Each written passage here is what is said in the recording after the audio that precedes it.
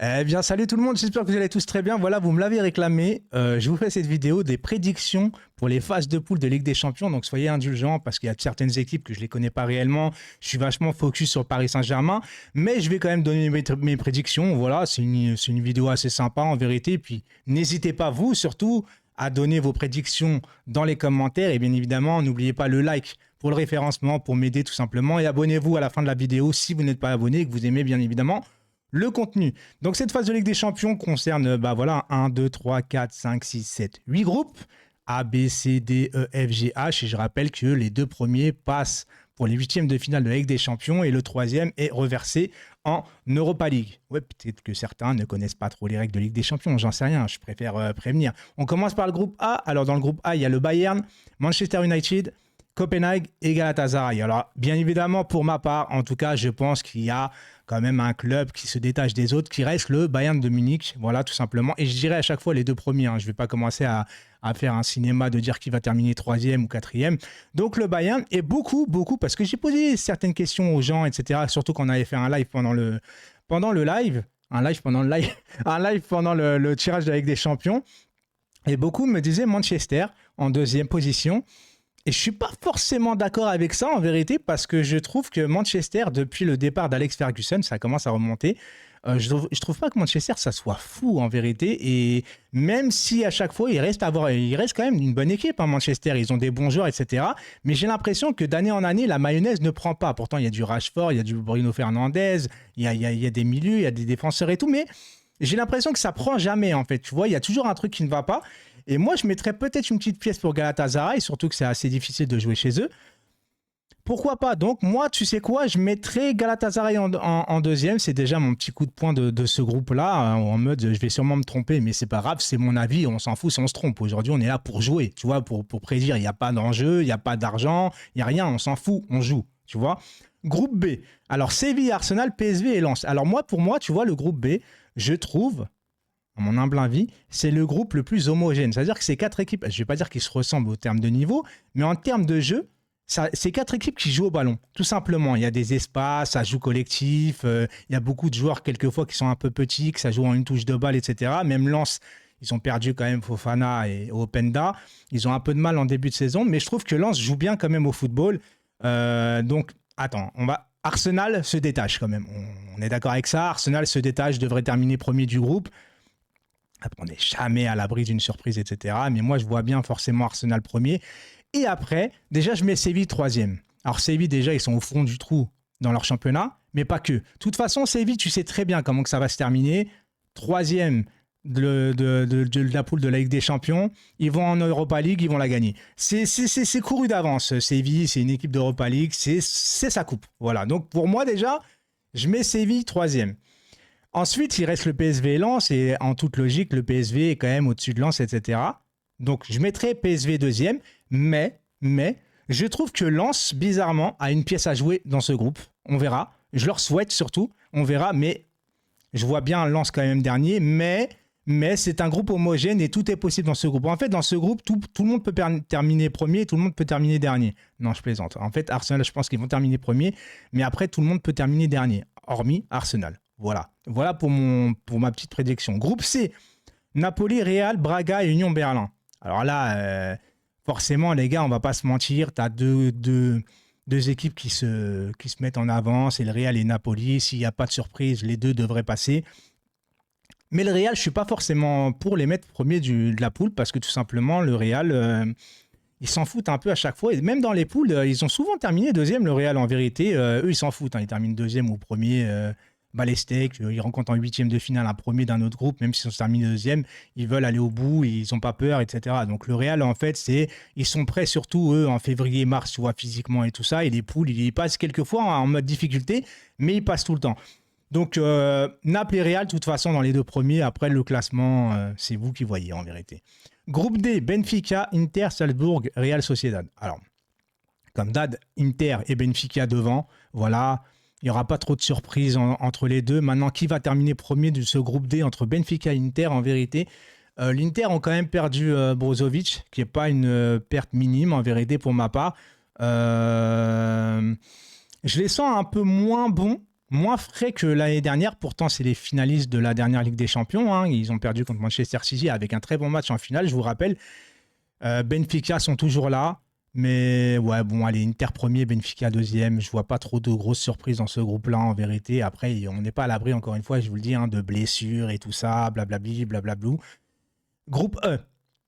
Feyenoord, Atlético Madrid, Lazio et Celtic. Alors là, les gars, en fait, il est assez dur à pronostiquer ce groupe, même si je vois Atlético peut-être un peu au-dessus des autres. La Lazio se sont renforcés avec Guendouzi. Non, on rappelle vite fait la petite blague quand même. Guendouzi a fait exprès de faire éliminer l'OM et puis il a signé dans un club pour faire la Ligue des Champions. GG à lui, il y a pas de souci. Non, en fait, la Lazio, moi, j'aime pas du tout par rapport à leur historique avec les supporters. Voilà, je vais pas rentrer dans les débats et dans les polémiques par rapport à la Lazio. C'est un club que j'aime pas du tout. Voilà, tout simplement. Ceux qui veulent connaître un peu l'histoire de la Lazio, etc. Allez-y, je ne vais pas rentrer dans ces trucs-là. Donc moi, je vois bien l'Atlético passer et j'ai envie que Feyenoord passe. Voilà, Celtic, c'est Celtic à l'ancienne contre les Glasgow Rangers, etc. C'était beau, c'est un grand stade, c'est un beau stade, etc. Mais ça n'a plus le niveau, le Celtic, pour ma part. Donc je vois vraiment l'Atlético et Feyenoord passer, on verra bien. Groupe F, Paris, Dortmund, Milan, Newcastle. Alors ce groupe, eh ben on va se le faire à la fin. Voilà.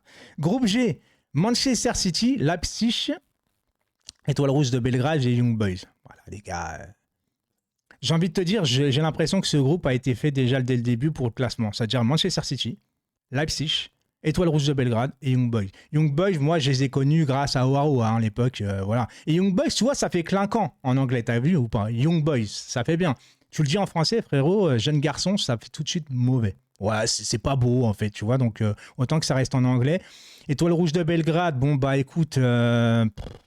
ça a pu réellement le niveau. Avant, je sais que c'est très dur d'aller jouer là-bas. Surtout, ils ont un long couloir avec plein de tags. Et puis, tu passes sous les tribunes où les ultras, ils sont hyper chauds. Je sais que c'est un peu tendu là-bas et tout ça. Tu vois, je vous rappelle quand même que l'Étoile Rouge, à ne pas se moquer quand même, parce qu'ils ont à leur actif quand même une Ligue des Champions. Ah, ils ont gagné une Ligue des Champions. Alors, ça date, certes, mais eux ont une Ligue des Champions. Tu vois ce que je veux dire? Moi, je respecte ça. Mais Manchester City, Leipzig, moi, je les vois passer sans problème. Voilà, franchement, je les vois passer sans problème. Barça, Porto, Shakhtar et Antwerp. Alors Antwerp, c'est le club, je pense, le plus faible de toutes les poules avec Copenhague, je pense, clairement. Ensuite, bon, bah, le Barça, certains ne voient pas le Barça passer. Hein. Je vous le dis, moi, le Barça, les gars, pour moi, ils vont passer. Ils vont passer, ils commencent. Franchement, le Barça, ça joue convenablement quand même. Et puis, ils ont un groupe, les gars, franchement, à leur portée. Porto, c'est plus le Porto d'avant. Et Shakhtar, je me rappelle d'une époque, ils avaient beaucoup de Brésiliens. Je sais pas si vous vous rappelez, avec Bernard et tout. En fait, c'était une équipe brésilienne, le Shakhtar, tu vois, mais c'est plus ce que c'était non plus. Donc, le Barça vont passer. Et puis, moi, je vois Porto avec l'expérience. Franchement, ouais, voilà, Barça, Porto, il n'y a pas de problème. On passe au dernier groupe, le groupe F, le plus gros groupe, voilà, le groupe le plus relevé. Paris, donc, Dortmund, Milan et Newcastle. Alors, dans les 2 derniers matchs de championnat, j'avais dit Paris, ça y est, ça monte en puissance. Et il y a eu un petit couac contre Nice qui peut-être me fait dire que... attention quand même, attention. Donc, écoute, je te vois quand même Paris et Milan passer. Voilà, je te le dis honnêtement. Et Dortmund, Newcastle derrière. Alors attention, c'est un groupe relevé. Il peut y avoir des surprises, etc. Beaucoup ont peur de Newcastle. Et moi, j'ai pas trop peur de Newcastle. En vérité, ils se sont fait éclater il n'y a pas longtemps contre Brighton. Alors les gens me disent, ouais, mais ça, Brighton, c'est gros.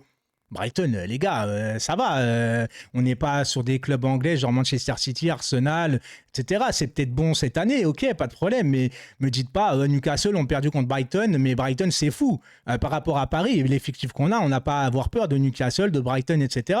Maintenant, il va falloir faire le taf. Et surtout qu'il va falloir trouver les automatismes de plus en plus avec un Dembélé à la finition. Je vous raconte pas le délire, tu vois. Mais en soi, moi, l'équipe qu'on doit vraiment avoir peur aujourd'hui, et je pense que l'équipe qui peut passer devant nous dans ce groupe-là, ça reste l'AC Milan.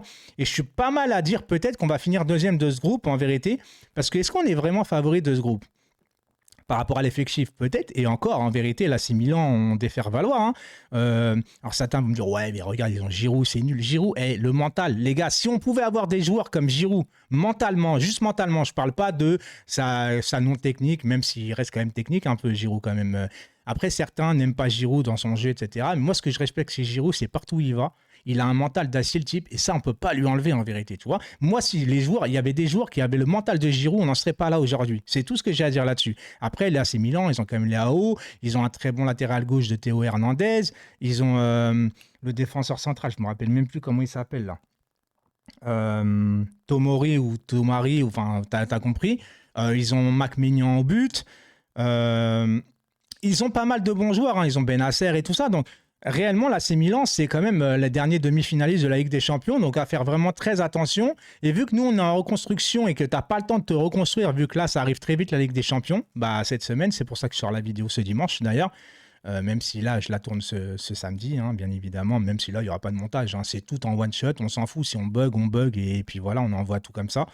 Après, je vais essayer de trouver le troisième. Moi, je trouve que le troisième, Dortmund, même s'ils ne sont pas bien en ce moment, etc., moi, je trouve que Newcastle va quand même avoir du mal. Alors, ça va être dur de jouer à Saint-James Park. Attention, alors, les déplacements du PSG, par contre, ça va être très dur. Le mur jaune de Dortmund, on connaît. San Siro, là, c'est Milan, que j'ai envie de vraiment d'y aller et de vous faire un vlog, donc on va essayer de préparer ça ensemble. Et Newcastle, St James Park, ça reste aussi un bon stade avec une bonne ambiance, donc c'est vraiment 3 beaux déplacements à faire.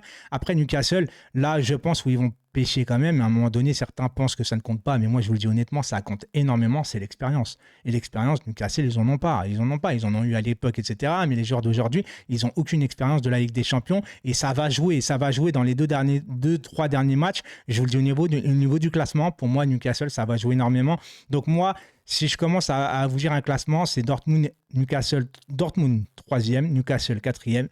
Et après, entre Paris et l'AC Milan, ça risque d'être serré. J'ai envie de te dire, j'ai envie de rester humble, tu vois, j'ai envie de rester humble, prendre en considération qu'on est en reconstruction et que pour le moment, il y a des joueurs qui viennent d'arriver, il faut que la mayonnaise prenne, etc., plus l'identité de jeu.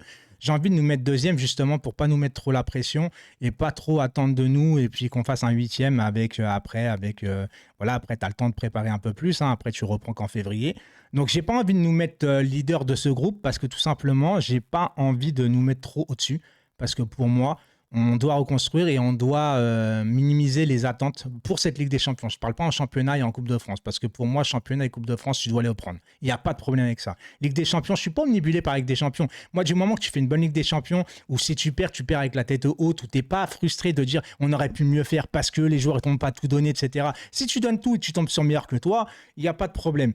Donc voilà, écoutez, pour ma part, pour cette Ligue des Champions, donc je dis Bayern, Galatasaray, groupe B, c'est Arsenal, pardon, et ah ouais, là je suis embêté. Et je vais dire, c'est quoi? Je vais dire Lens parce que je souhaite que Lens passe en vérité, même si là c'est un fantasme d'un chauvin français, voilà, tout simplement. Ensuite, Real Naples, voilà, les deux, mais je les dis dans le désordre, hein, parce que là, Real Naples, ouais, bah, c'est quoi? Je vais dire dans l'ordre. Naples, Real, voilà. Inter, Benfica, Atlético, Feyenoord, AC Milan, Paris, Manchester City, Leipzig et Barça, Porto. Voilà, c'était tout pour moi aujourd'hui. J'espère que vous avez quand même kiffé cette vidéo. N'hésitez pas encore une fois à mettre le pouce bleu, à vous abonner si ce n'est pas déjà fait et que vous avez kiffé cette vidéo tout simplement. Et je vous dis à très très vite pour de nouvelles vidéos. Ciao tout le monde!